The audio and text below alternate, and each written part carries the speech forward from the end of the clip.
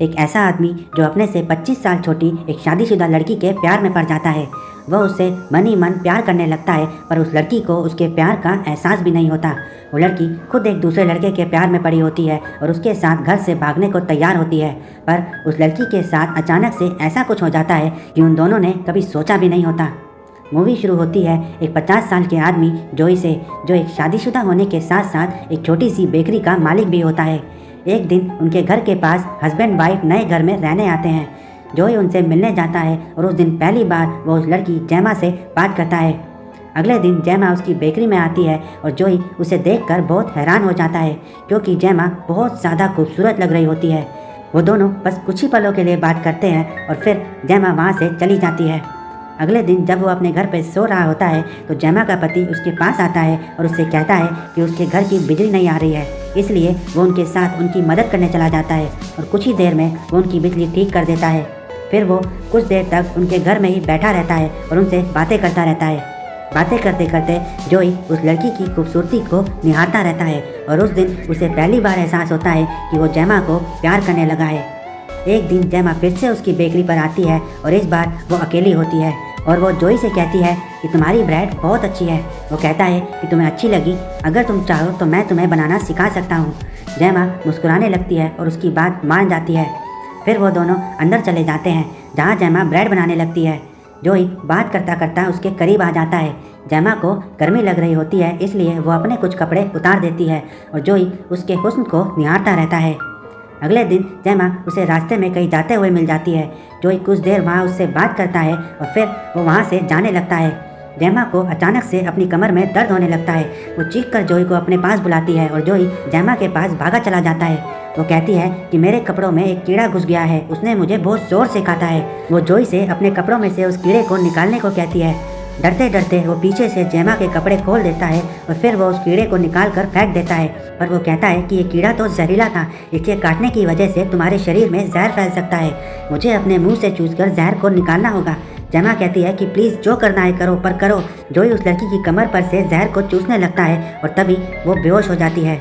जैमा को इस हालत में देखकर वो घबरा जाता है और उसे फटाफट हॉस्पिटल ले जाता है। डॉक्टर बस कुछ ही देर में उसे फिर से होश में ले आते हैं और उसे ठीक कर देते हैं और उन्हें वापस घर जाने को कहता है। पर जैमा दवाइयों के नशे में होती है, इसलिए गाड़ी में वापस आते वक्त वो बेहोशी की हालत में जोई के बहुत करीब चली जाती है और उससे बिल्कुल चिपक कर सो जाती है। जोई उसे अपने इतने करीब देखकर मुस्कुराने लगता है और फिर बाद में वो जैमा को उसके घर छोड़ देता है। एक दिन वो जैमा को मार्केट में शॉपिंग करते हुए देखता है और तभी वो एक दूसरे लड़के को भी देखता है तो जैमा का पीछा कर रहा होता है। फिर वो धीरे से जैमा से बात करता है। उन दोनों को बात करता हुआ देखकर जोई को जलन होने लगती है। तभी बातों बातों में वो लड़का जैमा का हाथ पकड़ लेता है। जैमा को बहुत अजीब लगता है, इसलिए वो अपना हाथ छुड़वा लेती है और वहाँ से चली जाती है। कुछ दिनों बाद जैमा को वही लड़का फिर से एक दूसरी शॉप में टकरा जाता है। वो इस बार जैमा को इम्प्रेस करने की कोशिश करता है और उसे अपने घर पर लंच के लिए इनवाइट करता है। जैमा मान जाती है। अगले दिन जैमा जब उस लड़के से मिलने जा रही होती है तो जोई इत्तेफाक से उसे उस लड़के के घर के बाहर देख लेता है। वो उसका वहीं इंतज़ार करता है, मगर काफ़ी देर तक जैमा जब उस घर से बाहर नहीं आती तो वो वापस अपने घर चला जाता है। रात को जब साथ बैठकर सब डिनर कर रहे होते हैं तो वो जैमा के गले पर एक निशान देखता है। उस निशान को देखते ही वो समझ जाता है कि जैमा ने आज उस लड़के के साथ रोमांस किया है। जोई को बहुत बुरा लगता है कि जिस लड़की से वो इतना प्यार करता है वो किसी और लड़के के साथ रोमांस कर रही थी। जोई वहाँ से उठ जाता है और चला जाता है। अगले दिन वो फिर से जैमा को घर से छुप छुप कर जाते हुए देखता है। जोई मन ही मन समझ जाता है कि वो कहाँ जा रही है, पर वो कुछ कर नहीं पाता। जैमा सीधा उस लड़के के घर चली जाती है जहाँ वो दोनों एक दूसरे को किस करते हैं और फिर कुछ देर बाद रोमांस करने लगते हैं। जैमा पूरी रात उस लड़के के साथ उसी घर में गुजारती है। एक रोज़ जैमा उसके पास बेकरी पर कुछ सामान लेने आती है, पर वो अपना कुछ सामान वहीं भूल जाती है, इसलिए जोई खुद उसको वो सामान देने उसके घर चला जाता है। पर जब वो उसके घर पहुंचता है तो उसे लगता है कि घर के अंदर ऑलरेडी कोई है, इसलिए वो छुप कर देखता है, पर उसे वो लड़का अंदर खड़ा दिखाई दे जाता है। वो दोनों अंदर रोमांस कर रहे होते हैं, इसलिए जोई छुप छुप कर उन दोनों की बातें सुनने की कोशिश करता है। वो लड़का जैमा से कहता है कि मैं तुमसे बहुत प्यार करता हूँ और जैमा भी उसे अपनी दिल की बात बता रही होती है। उन दोनों की बातें जोई को बहुत ज़्यादा बुरी लगती है। वो खुद जैमा से इतना प्यार करता था, पर अब उसकी जगह किसी और लड़के ने ले ली थी। वो वहाँ से चला जाता है।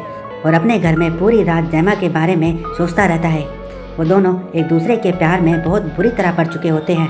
वो एक दूसरे से अक्सर मिलना जुलना शुरू कर देते हैं। जब भी उन्हें मौका मिलता वो एक दूसरे के साथ रोमांस करने लगते थे। कुछ दिनों बाद जैमा के पास एक लेटर आता है जिसमें वो लड़का जैमा से कहता है कि अब मैं तुमसे नहीं मिल सकता क्योंकि मैं हमेशा हमेशा के लिए पेरिस जा रहा हूँ। वो लेटर पढ़कर जैमा रोने लगती है और सीधा उस लड़के से मिलने जाती है, पर आधे रास्ते से वो वापस लौट आती है। जैमा का दिल इतनी बुरी तरह टूटा होता है कि वो अपने पति से भी ढंग से कई दिनों तक बात नहीं करती। और फिर एक दिन उसका पति उससे कहता है कि मैं कुछ दिनों के लिए लंदन जा रहा हूँ। जैमा कहती है कि अचानक से क्यों, हम कुछ देर बैठकर बात करें। वो कहता है कि तुम कई दिनों से मुझसे बात नहीं कर रही हो और आज अचानक तुम्हें मुझसे बात करनी है। वो गुस्से में जैमा को अकेला छोड़कर वहाँ से चला जाता है और अब जैमा और भी ज़्यादा अकेली हो जाती है और रोने लगती है। अब जैमा अपने घर में बिल्कुल अकेली होती है। एक दिन जैमा से घर पर मिलने जोई आता है। जैमा इतनी अकेली होती है कि उसे कुछ देर अपने साथ बैठने को कहती है। वो दोनों घर में जाकर बैठ जाते हैं और बातें करने लगते हैं। उसके बाद जैमा उसके लिए चाय डालती है। जब वो चाय डाल रही होती है तो जोई उसके सीने की तरफ देखने लगता है और फिर जैमा उसके पास आकर बैठ जाती है, पर वो उसके इतना करीब आकर बैठती है कि वो मन ही मन खुश होने लगता है। अगले दिन जैमा फिर से जोई को अपने साथ अपने घर ले जाती है।